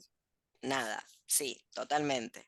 Tienen una relación completamente conflictiva, que pese a la distancia que ya se trazó entre ellos insalvable y pese a lo que, bueno, como bien dice Lasken, el cuerpo es limitado y en algún momento se va a terminar el show, o sea, no se puede seguir con el show eternamente justamente porque es un show que depende de la automutilación. No obstante, no pueden en ningún momento dejar de competir, sobre todo Lasken. Hay otra referencia que yo les recomiendo, es un texto me parece a mí, para tener muchas referencias a la mano. En realidad es una película de Alejandro Amenábar, no sé si la conocen, que se llama Tesis. Alejandro Amenábar es un director de cine chileno. Bueno, no sé si es solo chileno, yo creía que era chileno, pero vive en España, no sé cómo se hará llamar ahora, si, si le agregará algún gentilicio más. Es una película excelente, Tesis. ¿La han visto? ¿Quién la quiere spoilear un poco para entender la relación que estoy trazando? Se trata de dos estudiantes, o sea, en general son dos estudiantes. Sí. Uno es alguien que está encerrado en su casa solamente viendo películas de snuff y ¿Qué ese es una tipo de película cosas. snuff? Y una película de snuff yo lo catalogo casi como un género del cine, pero a veces como que se pierde la percepción de que si es real o no lo que Mm. está pasando. Se Y supone que son bueno, lo reales. que se supone, pero bueno, yo tengo ese conflicto con el snuff también. A ver, No lo sé, ¿cuál? no lo sé de tan, porque hay cine que está tirado para el snuff, tiene mucho de snuff, por ejemplo, No, coitus interruptus total. ¿No hagas esto, Bastián? No, Es lo mismo con Bastián. te quedaste pegado en el mejor momento. ahí Por ejemplo, y nos sí, quedamos así. sí, me va mal el internet. Dale, Em, Bastián, como por hay una, ejemplo. hay una película muy, muy contradictoria que salió creo que en Oriente, no me acuerdo en qué localidad, pero que la gente estaba denunciándola porque pensaba que Mm, era real, pero una película de mutilaciones, brazos, o sea, excitaciones con cuerpos humanos, así, en un nivel casi erótico, hermoso, muy Bueno, hermoso. El Y, Imperio de los y Sentidos. bueno, ¿cómo? El Imperio no, de los Sentidos. no, La peli de la no una película que fue censurada, se la encontraron a un psicópata en la casa que había mutilado a gente, o sea, nada, o sea, O una sea, era película real. de ese tipo. No, no era real la película, pero sí se asoció a esa película que fue el motivo para que cometiera los asesinatos. Ok, Entonces, como que yo trato de salvar. se quedó pegado de nuevo. Me interesa su tesis de por qué Snuff eh, puede o no ser real, aunque en principio Si querés, Bastián, si te están dando muy mal internet, fíjate sin la cámara, en una de esas te funciona Sí, mejor. mejor. Em, Sí, decía pero que me vamos a la película. sí, decía que me interesa tu tesis porque yo creo que hay ciertos productos cinematográficos, voy a dar un ejemplo, em, hay ciertos productos cinematográficos como por ejemplo esta película espantosa, no se la sugiero, excepto que quieran vomitar, que se llama Irreversible, de este, ¿cómo se llama este tarado? Me sale Abel Ferrara, pero no es Abel Ferrara. Lo Gaspar Noé. reprimí. Ese, Gaspar Noé, por favor. Qué moco se cagó el papá ahí. Bueno, en fin. Irreversible, donde en realidad eso es una snuff, pero con efectos especiales, y todo el mundo ve la película por el morbo que le da, la escena de violación en tiempo real. En tiempo real son 30 minutos de violación de Mónica Bellucci, nada, siendo violada con todos los clichés sabidos y por haber del cine. Bueno, en fin, eso es la película. Está contada de atrás para adelante y es toda su gracia. Casi es un estudiante de la FUC, te diría, ¿no? Agarró una película, la contó al revés y puso una escena truculenta en tiempo real, te la hace ver y vos decís, ¿para qué? Si ya me violaron, yo ya sé cómo es. No necesito ver a Mónica Bellucci en un camisolín. ¿Qué haces caminando? Nadie hace eso en París. Nadie. Es literal. O sea, en serio. Bueno, en fin. Lo digo porque yo en algún punto coincido con tu tesis de que hay snuffs que no son verídicas, pero es importante el tema de la, no de la verosimilitud, sino de la veracidad del hecho cometido en las NAF. Es un cruce entre pornografía y muerte. Básicamente lo que tiene que pasar es que alguien tiene que morir en cámara y se supone, luego volvemos a tesis, ¿no? De Alejandro Amenábar. Ahora estamos hablando del género. Pero ya ven que se puede hacer con efectos especiales y luego puedes estar en todos los cines del mundo como fue Irreversible. Por eso me interesaba el cruce realidad-ficción. Y además me interesaba el cruce porque cuando ustedes estén preguntando cuál es la diferencia entre un texto literario de ficción y un texto que bien podría ser leído como ficción, pero no es leído como ficción, te doy un ejemplo, entre las crónicas de Lemebel y las crónicas de la antropología. ¿Cuál es la diferencia?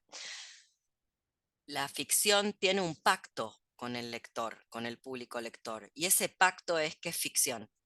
Entonces, cuando vos vas al libro, sabés que lo que estás leyendo es un poco ficción o del todo ficción, es decir, una creación. No importa que las dos sean, hay una que no tiene el pacto. Eso se llama el pacto con el lector, es un pacto.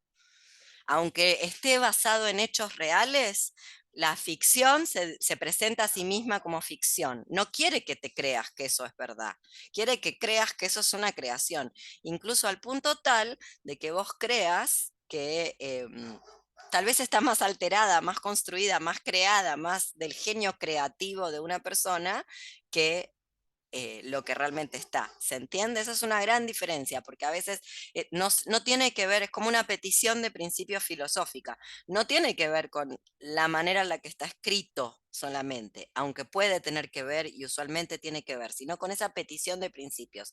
La SNAF requiere que quien la ve crea que es real, aunque no lo sea. Y esa es su diferencia. Y luego, por esa puerta, invirtiéndolo como irreversible, podés hacer entrar por los ojos del público espectador algo que es una snuff, pero que en realidad no lo es porque Mónica Bellucci no la matan ni la violan en vivo y en directo, básicamente. Aunque vos lo estás viendo. Y es como si fuera, porque es en tiempo real. Ya ven, se puede hacer algo siempre un poquitito peor que El último tango en París, básicamente, que también contiene una escena de violación real de la cual se habló mucho tiempo después. ¿Se cayó Bastián de nuevo? Para que también no estás por acá, Bastián, contá, seguí contando la hipótesis. No estoy por acá. Dale. De la película. Sí, de Sí, tesis, de Alejandro la Amenábar. Entonces hay sí, dos de tesis. estudiantes de Que la, escuela de cine que están investigando, una de ujú, ellas está investigando en realidad. El otro resulta que es un claro. informante, ¿no? Está investigando este género Exacto. para hacer su tesis de graduación. Por eso se llama tesis. Sí. Y ¿Y qué pasa? lo que pasa es que la protagonista no se da cuenta de que el asesino es su compañero de clase Ujú. y que ahora Otro, ella va que a estar no en su este que película vive de Snuff. encerrado mirando Ya la spoileé. películas de gore, otro que es, bueno, como en la novela de Bret Easton Ellis, ¿no? American Psycho. Básicamente nadie dudaría de él como el yuppie de American Psycho. Pero bueno, sí. ¿Y Mm. qué más? ¿Y cuál es la relación que vos ves, si es que la ves, con este texto? Porque para mí hay una relación entre La cabeza en la mano y Tesis de Alejandro Amenábar. Por una escena particular que es el final de la película. La tenemos que spoilear, lo siento, la ven igual. Les va a servir y les va a gustar lo mismo. Em, Mm. no me acuerdo mucho de la película. Ah, Quizás ella se escapa No, perdón. La sí, spoileé sí, mal. ella se escapa, no termina Se escapa, ¿no? muerta, Ah, logran sí. resolver el enigma, atrapar al asesino, no deja de ser un thriller.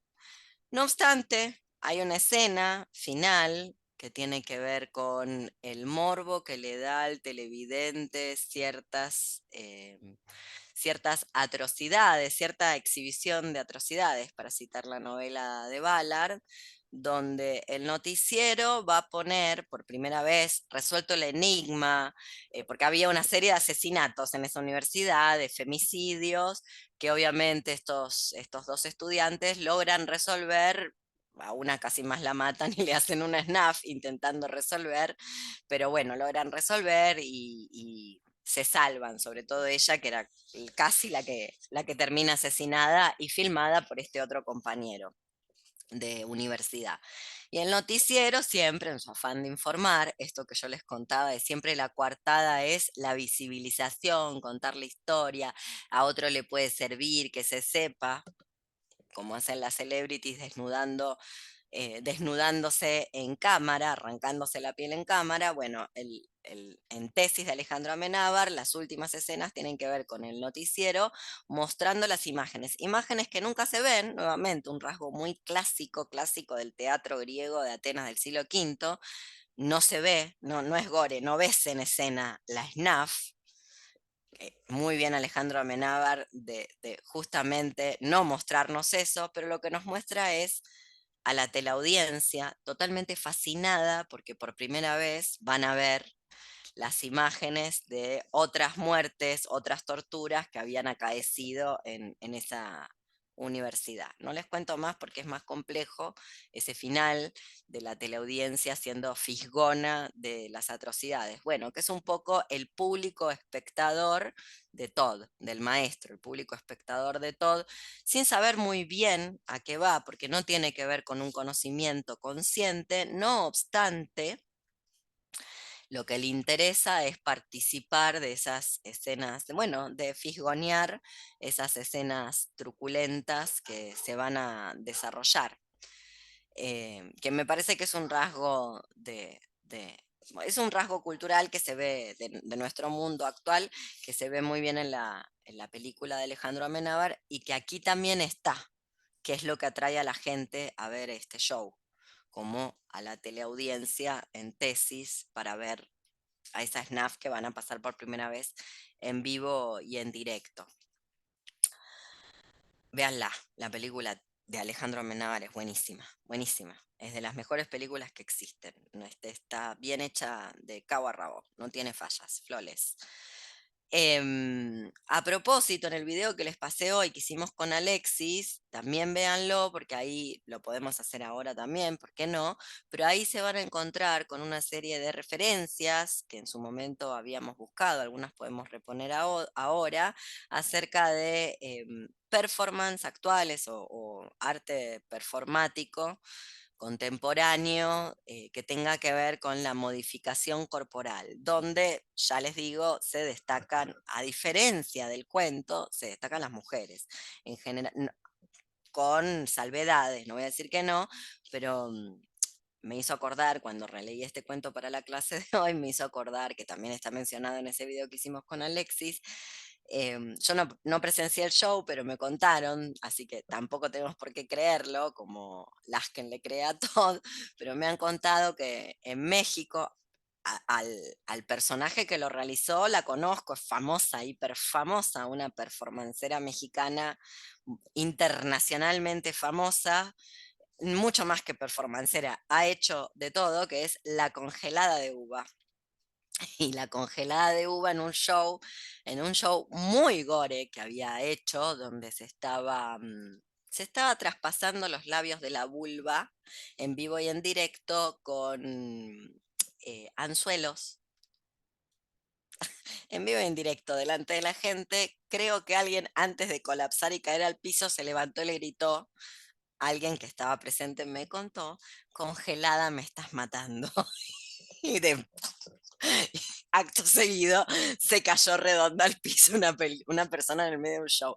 Lo digo porque en las últimas escenas descubriremos, además de que hay una serie de parafernalia que solo está ahí para llamar la atención, no va a ser usada, forma parte de atraer la atención, producir efectos, pero nadie la va a usar. Descubrimos que mucha gente le pasa este mismo efecto que cuando ve las performances de la congelada de uva. No es la única.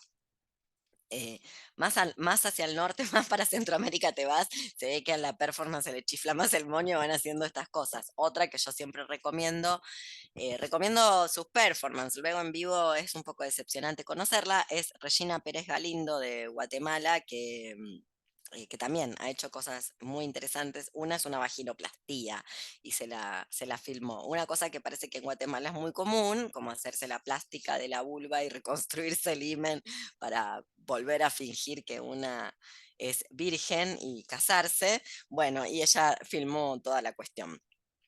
Muy interesante. O bueno, una performance que hizo también donde se escribió la pierna perra. Y vos ayer, Bastián, mencionaste esta película de este performancero sadomaso norteamericano con fibrosis quística que ya murió. ¿Cómo se llama el muchacho? Haceme acordar de la película que no me acuerdo. La vida y muerte de Bob Bob Flanagan, ¿no? Flanagan. Sí, Bob la vida. Flanagan. Bob Flanagan. Ahí también tienen otro que a partir de porque las que mencioné no son discas, tal vez se hayan discapacitado de la performance, no lo sé, no sé cómo te quedan los labios de la vulva después de ponerte arpones y cómo te va con eso. No obstante, el caso de Bob Flanagan es diferente porque lo que tenía, murió, es fibrosis poliquística y bueno, luego desarrolló con eso también, no solamente un show, hay un documental, etcétera, que lo pueden ver, un video que está liberado, no solamente un show, sino también reconstruyó su sexualidad completamente aterida por su condición de la fibrosis poliquística como sumiso BDSM muy hardcore, de prácticas muy hardcore, de esas que en general no conoces cuando decís, ay, voy a hacer esto en el BDSM, nunca conoces a las personas porque después es un club de monjas recatadas que les da impresión, las mismas asfixias que en el jiu-jitsu,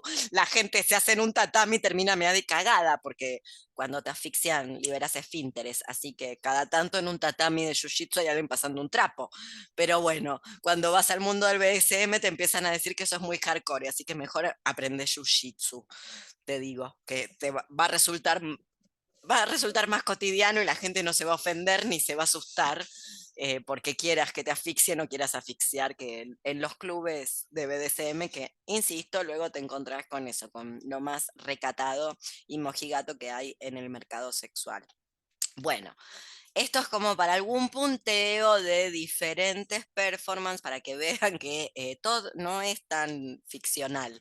Es decir, hay una gran cantidad de gente, hay mucha más. No es una rama del arte que yo maneje bien, pero hay mucha más gente que anda ahí haciéndose modificación corporal a propósito del arte, como en el caso de Todd de este cuento, el maestro.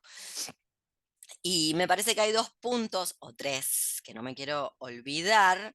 Uno que tiene que ver con, lo hemos esbozado en su relación dentro de una genealogía histórica dentro de la literatura que podríamos marcar que se inicia tal vez antes, pero en principio se inicia con Frankenstein de Mary Shelley y el impacto de las tecnologías barra ciencia con respecto a la creación de un cuerpo, para decirlo también en deleuziano, para alcanzar el grado cero de un cuerpo, para desestratificarlo, porque en definitiva lo que hace este señor Todd con su cuerpo es desestratificarlo, al punto de alcanzar ese cuerpo sin órganos, literal, porque se vacía y se decapita, ¿no? Recuerden que hay ciertos órganos que se lo han sacado y se los han vuelto a injertar para poder volver a repetir el show. O sea, bueno, además de esa relación, la relación con la automatización, que eso no es en esa genealogía que estamos trazando, que se inicia con Mary Shelley, vamos a tener que esperar hasta más adelante, justamente, si bien el autómata es del siglo XIX, ya se los digo, no es contemporáneo, ya había autómatas en el siglo XIX de hecho, un monstruo histórico que a la literatura llega en el siglo XX, pero que es del siglo, si mal no recuerdo, del siglo XVIII. La señora Erzsébet Báthory tiene la condesa sangrienta del ex imperio austrohúngaro en los Cárpatos, que Pizarnik inmortalizó en un texto que a su vez es una relación intertextual íntegra con un texto previo de una poeta y escritora surrealista llamada Valentín Penrose, que se llama como el de Pizarnik, La Condesa Sangrienta. Es decir, esta surrealista Valentín Penrose escribió como una historiografía de la Condesa Sangrienta y luego Pizarnik la condensó en un poema en prosa o en una prosa poética que muchísimo más cortita sobre este personaje histórico que asesina serial, que para no envejecer se bañó en la sangre previa tortura de 400 jóvenes, 400 o 500. Envejeció igual. Bueno, no lo intenten en sus casas. Lo digo porque si bien la automatización ya existe, la idea del autómata, luego, como vemos en el caso de este cuento, aquí está muy marcado que él, al perder las facultades de la propia autonomía física, porque se va cortando los miembros básicamente, luego tiene que encontrar formas mediante el agenciamiento maquínico. Acá es un buen texto para explorar los agenciamientos maquínicos y también para entender que los agenciamientos maquínicos, por más agenciamientos que sean, no quieren decir que trabajan para el incremento de la potencia. Digo, cuidado con lo que se agencia maquínicamente porque pueden terminar así, por ejemplo, ¿no? Si no es que se termina así, y me parece que esta es una buena hipótesis del texto, si no es que no se termina así en el agenciamiento maquínico arte. Y cada vez que se construye un agenciamiento maquínico con esa institución, digámosle, con esa disciplina, luego lo que puede advenir es un tipo de subjetividad de estas. Azul, ¿dónde estás? Cuénteme. Sí, acá. Está el caso también sobre esto que decías del agenciamiento maquínico, Mm. de, no me sale ahora exactamente el apellido, creo que es Schubert, pero del pianista este que se arregla como las manos para tocar como más rápido y Ah, no mejor. sabía, ¿existió esa persona? Sí, sí, sí, es como famoso como en la música clásica. No ¿Y me qué está se saliendo el hizo? apellido, ¿Se pero puso un dedo más? ¿Qué hizo? no, no, como que se arregló como una máquina que le permita la extensión muscular de los dedos, como por así decirlo. Como que pueda separar los dedos para abarcar, no sé, ponerle que mucho más de una octava viste en el piano que lo tenés ordenado por notas y en octavas. Como que pueda abarcar más de eso. Bueno, no, igual se hizo pelota las manos, como que ese agenciamiento que él tenía igual obsesivo con mejorar como su forma de tocar, igual en ese caso lo dejó sin poder utilizar y lo desfuncionó el agenciamiento. Mm. Bueno, muy interesante. Hay que buscar a esta persona desconocida. Me imagino que debe haber. En el deporte se ve más, digámoslo así, pero en el arte debe haber. El deporte de alto rendimiento, de alta competencia y sobre todo el deporte profesional está hecho de estos ejemplos. Y luego tenemos este tipo de ejemplos en otras esferas, como por ejemplo la moda y toda su industria. y por eso insisto con una lectura que le podemos decir alegórica, no necesariamente que tengamos que coincidir, pero una lectura posible donde en realidad todo es una hipérbole de lo que la gente es capaz de hacer con tal de dos cosas. Una, vivir de lo que sabe hacer, de lo que le gusta hacer, del arte y un largo etcétera, complete ahí con vivir de, y ahí pone lo que le parezca que identitariamente le fascina, arte, etcétera. Eso, por un lado, me parece que esa relación está muy patente, y la otra con el mundo de, al decir de Adorno y Horkheimer, la industria cultural y lo que las celebrities son capaces de develar. Ayer hablábamos en el grupo de los sábados de volver un poco al pudor, ¿no? Volver un poco al pudor como manera de, no hace falta que me estés contando, que le cuentes a cualquiera en cualquier momento cualquier cosa, o sea, no, no es todo relevante, no tenemos por qué manejar todo el tiempo la información, no sé.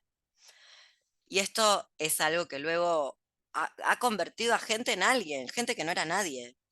O sea, que no tiene ningún talento. Su capacidad de desnudarse impúdicamente delante de los medios para decir cualquier cosa. En Argentina tenemos un gran ejemplo, después búsquense el ejemplo local, un ejemplo fascinante que es Wanda Nara. Wanda Nara es capaz de cualquier cosa con tal, y lo bien que le va en términos de capitalismo tardío y economía.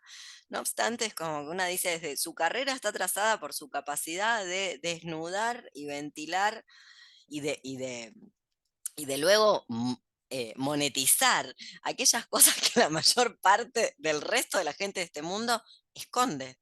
Le cuentan al analista o al mejor amigo o jamás habla de ellas, ¿no? Desde comerse al amigo del marido 10 años mejor que una, pasando por todas las cosas que le pasaron a Wandita, no sé, decir que era virgen, ¿se acuerdan cuando Wanda decía que era virgen, que nunca había estado con, bueno, Wanda, dale, y un largo etcétera.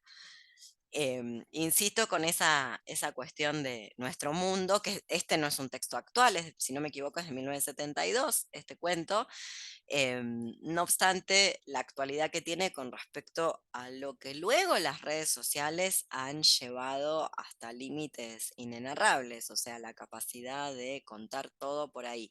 Yo debo confesar que a medida que me vuelvo mayor, me da cada vez más repelús esa política. No tengo, ¿cómo decirlo? No tengo una solución a la encrucijada, visibilizar ciertos hechos para concientizar y el pudor que me da que todo el mundo, yo incluida, estemos contando todo en ese teatro a cielo abierto, hasta las cosas que no deberíamos contar, y lo único que espero es que si les toca hacerlo, pidan plata, porque encima la gente lo hace gratis, que es aún peor, ¿no? Como intenten de alguna manera monetizarlo, porque si no, no me explico. Bueno, en fin. ¿Qué nos quedó? Último punto que me quedó, al menos a mí, últimos 2 puntos, y con esto termino y seguimos debatiendo un poco más, pero lo que yo traje para hoy, uno tiene que ver con la respuesta de la multitud ante el monstruo. Lo quería decir en este grupo porque en algún momento vamos a leer La Casa de Asterión de Borges, y la respuesta de la multitud ante el monstruo, que son respuestas coléricas en muchos casos, no solamente de miedo, sino también de cólera, de rabia. Hay algo de eso que Todd suscita en sus shows, también la vamos a encontrar con la aparición del Minotauro, un Minotauro construido por Borges, muy diferente al de la mitología grecolatina, porque el Minotauro de la mitología grecolatina no tiene ni en pedo la sensibilidad del Asterión de Borges, que es un tierno. Nada, es un monstruo puro y duro. Yo nunca, no tengo recuerdo de un texto griego donde el Minotauro, por ejemplo, hable, y encima hable de sus sentimientos. Y bueno, no obstante, cuando veamos La Casa de Asterión, recuerden este punto de la multitud, porque lo vamos a encontrar igual. Cómo reacciona la multitud ante el monstruo, que me parece que es uno de los tópicos que está en en torno a la aparición de los monstruos, los freaks, la deformidad física, los Frankenstein, etcétera, etcétera. Y luego algo que es propio del género distópico, en el cual, nuevamente, con distinciones o definiciones muy laxas, algo de este cuento podría pertenecer también a esa tipología, que es lo muy analógico de ciertos recursos para lo avanzado de ciertas tecnologías. Doy un ejemplo. En un mundo donde se te puede volver a insertar un órgano, trasplantar un órgano para volver a sacar, ya saben que hacer un trasplante, que el cuerpo no lo rechace, no es nada fácil. Imagínense que este lo está haciendo medio como, bueno, me voy a sacar el hígado, me lo vuelvo a poner y después me lo vuelvo a sacar. O sea, en un mundo que puede hacer eso con los órganos, luego, ¿por qué usa un espejo que filme y que transmita en una pantalla, ¿no? Digo, si están avanzados tecnológicamente a un nivel donde se pueden poner y sacar órganos y que luego sirvan para volvérselos a extirpar, me imagino que tienen un recurso más avanzado que el espejo. Por supuesto, el espejo no tiene que ver como el carruaje, como el caballo, los caballos llegando él en carruaje tirado por caballos, no tiene que ver con esa tecnología que existe, sino con que esto es algo que Cronenberg rescata en su película, como ciertos avances, es una sociedad que en ciertos niveles está muy arriba en el avance tecnológico y para otras cosas busca fenómenos, asuntos, recursos muy analógicos. ¿No? Ese tipo de espectacularidad, uno decía, bueno, me van a poner una pantalla como la Rosalía en el Coachella, mínimo, ¿no? Y además es un cuento de ciencia ficción, no deja de serlo, con lo cual uno dice, bueno, ahora se va a inventar un mecanismo donde la gente se le meta la imagen hasta por la retina, no, un espejo, como un mago ilusionista del siglo XIX cortando a alguien, lo toma de ahí. Así es como son los trucos de ilusionismo, únicamente que acá el ilusionismo es en serio, ¿no? ¿Vieron esos trucos de que cortan una persona adentro de un cajón? Bueno, tiene que ver con un juego de espejos y él está tomado de ahí. Pero me parece un rasgo que es muy interesante y que tiene que ver con las máquinas del siglo XIX, que está lleno de esos ejemplos este cuento, o sea, poleas, correas, no tiene nada, o tiene muy, bueno, sí, su silla de ruedas. El resto está poco, la automatización es del siglo XIX. No es un auto, no nació el microchip en este punto del cuento. Bueno, hago silencio, las quiero escuchar un poco más, así seguimos debatiendo. ¿Qué les quedó? Voy a parar un poco la grabación, voy a grabar porque ustedes me dicen que no, después dicen algo para ganar el Pulitzer y no queda inmortalizado en un video. Yo traigo nuevamente las tesis de Piglia. Dale, muy bien, Que alguien que estudia.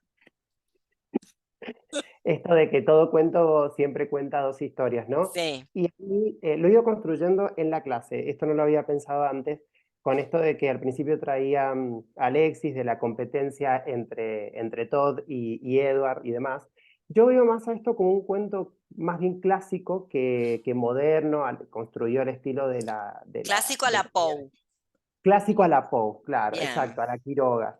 En el sentido de que la historia secreta, entiendo yo, está ahí, digamos, está escondida en los intersticios del texto, pero está ahí, digamos. Sí. Poco, digo, quizás también haya que reponer algunas cuestiones, no digo que no, pero en general creo que la historia secreta está en el texto, pero de una Bien. manera lírica, digamos, escondida. ¿Por qué digo esto? Porque al principio del texto, cuando llega la carta de Gastón, que Edward hace la pantomima de irse por pedido de Elizabeth, digo, para no escuchar el contenido de la carta. No obstante, Edward ya conocía el contenido de la carta, porque el día previo había estado hablando con Gastón de la posibilidad de que Todd haga el gran espectáculo de su vida, digamos, en el Teatro Alhambra. Es decir, a mí se me viene lo siguiente con esto. Al parecer, Edward estaba dispuesto, digo, a Edward, digamos, coqueteaba con la idea de que Todd la quedara, básicamente, de que Por muriera ejemplo, sí. exacto, en el gran en el gran espectáculo de su vida. Obviamente que la quedara, como vos bien decís, en un gran espectáculo bajo la mentira en la que lo hacía vivir, que no es lo mismo No, eso, que darla luego de enterar. ¿Y qué vas a total, hacer? O sea, luego de que te intentó matar porque sabe que lo estás engañando. total. O Esto sea, hubiera último que cerrado, trató ahí Alex, sí podemos disfrutar de los millones, nos casamos, descubrimos el amor, blanqueamos el amantazgo y nos va fantástico. Que es muy exactamente. distinto que esta maldición que les acaba de echar. Sí, Exactamente, no contaba con esa maldición no, Edward, para nada, porque bueno, por la subestimación ni hacia tampoco todos, contaba con que lo iba a intentar asesinar, ni mucho menos mucho contaba con eso. menos. Exactamente, exactamente. Luego también me pregunto si Elizabeth también quería que Todd muriera en el gran espectáculo de su vida, porque ya avanzado el cuento, eh, Edward cuenta que cada vez que tenía que preparar el aparato, el dispositivo para que, digamos, que le permitiera a Todd hacer sus automutilaciones, en esa semana siempre Elizabeth se mostraba distante porque no quería hablar del tema, porque le incomodaba el tema, pero Totalmente. esta vez Elizabeth no estuvo distante. Cambio Y de fue, actitud que vos rastreás, que también está al comienzo, donde ella también sabe el contenido de la carta porque ya la habló con Edward un día antes, ese día antes, previo a comunicárselo a Todd, ella le dice a Edward que no sabe, cree que no va a ser capaz de leer este texto en voz alta, y no obstante luego lo lee monocorde sin que se le mueva una pestaña, cosa que a Edward le llama la atención. Un poco como quien dice, bueno, que se termine ya esto porque es insoportable. O sea, es exactamente, insoportable, bueno, que se termine y ya está, listo. No así obstante, es. sí, sí, digamos que hay indicios, ¿no? Así es. Totalmente. ¿Qué más? Bueno, pero luego el efecto sorpresa del cuento al final, porque, pues, digo, dada la subestimación de Edward hacia Todd, por creer que Todd no sabe nada de esto, no sabe de este complot, por decirlo de alguna manera, entre Edward y su esposa, Hmm, y demás, luego, en el escenario y delante del público, se encuentra Edward con que Todd sabía todo todo. y que Todd quería matarlo a Edward, en Todo. Está definitiva. muy bien porque ese todo no dice qué. E incluye el complot Exacto. que no es que están complotados de manera consciente, sino que, No, viste, como que se termine ya esto. Vamos a exacto. hacer que medio como dejar morir. Es eso, ajá. No es que dispusieron los medios para un Eso lo resultado hizo todo. específico. Eso lo hizo Todd, exactamente. Luego de ellos, eso, digo, Edward y Elizabeth es, bueno, ya fue, que termine todo en este espectáculo. Para que puedan crecer los brotecitos de este jardín, de este bosque que hizo talar, para que no De los árboles hayan, perennes. exactamente, y que no haya nunca más verde y que todo sea lúgubre y sombrío, que no haya vida. Sí, totalmente. Está muy bien esa lectura. Me gusta. Sergio, cuénteme. Y después Azul. Ahí sí. Que quizás tenía una lectura distinta. A Que ver, el matar a Edward sí. podría ser como un acto un poco amoroso, como misericordioso, quizá. Porque pensando en la alucinación del título, Mm. que habla de la decapitación, estaba revisando ahora que no se me ocurrió ver la versión en inglés. Y en inglés no es maestro, es más, o sea, es como amo también, porque es master. Le dice, Es ambas cosas, eso es un claro, metre. claro, pero es más abajo todavía, ¿no? Como, hola, amo, podría ser. Y pensando que Edward se describe como musculoso, es como que el Edward es la mano, por así decir, de Todd, la parte obrera del asunto. Y Mm, Edward sería como o sea, Todd sería como la parte, el cabecilla, ¿cierto? La cabeza del asunto. sí. Y como la obra final es paradójica en cuanto se muere ¿qué va a hacer la mano cuando la cabeza esté fuera del cuerpo? Pensaría, ¿no? Mm, Va a quedar como sin sentido, podría pensar. Y entonces, la venganza ahí es contra la compasiva, que es la que dejan fuera de la, como del, de que porque las sectas cuando se matan, en el fondo lo que es como la grabación, pues, ¿no? Como el momento culmine de la obra. Y ella la dejan afuera, ¿no? Entonces por Mm. eso pensaba que quizá era como una forma de venganza con ella y de llevarse a su lacayo en la firma, eso pensaba. Es una lectura posible. Me tendrías que convencer con más cosas. En principio, algunas partes me parece que sí, que, que es posible. Em, Esto no lo voy a grabar, pero lo quería decir. Que Chan. pensé que quizás combinaba bien con Van Gogh, el suicidado por la sociedad, en cuanto, Mm. pero desde otro ángulo pensaría, ¿no? No como Totalmente, en espejo, sí. claro, como, Lo claro, opuesto, pero lo mismo en algún punto, ¿no? claro, claro. Y ahí, Suicidar al artista, la y en sociedad eso, suicida al artista, únicamente que éste se consagra.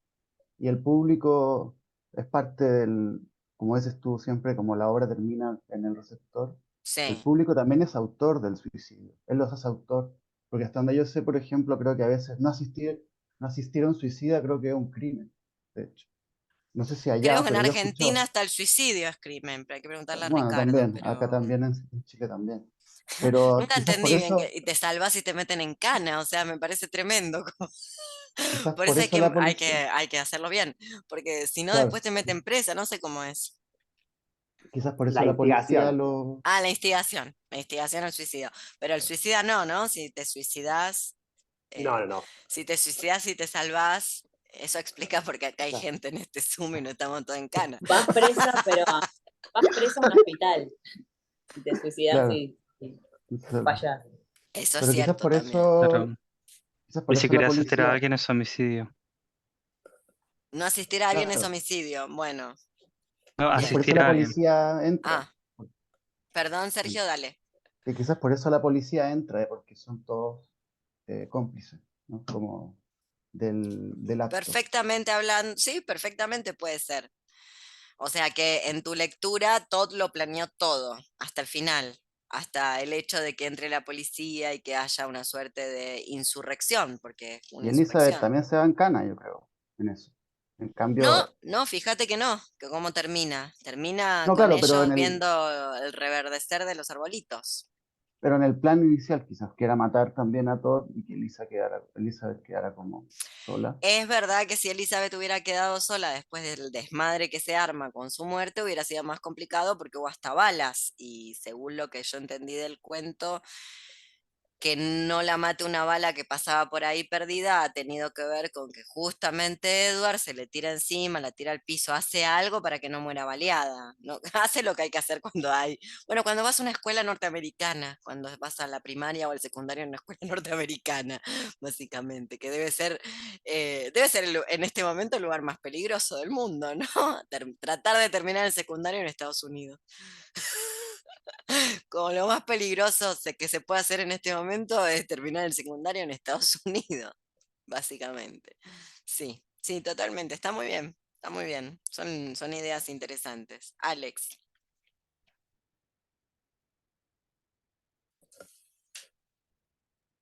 Sí, se me hizo lío con los botones.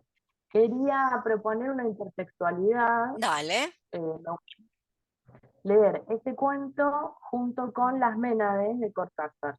Ah, ¿por qué? Eh, porque está en la zona en la que la audiencia, el público, se enardece y empiezan a suceder eventos magníficos, gigantes, enormes, Bien, de gran violencia.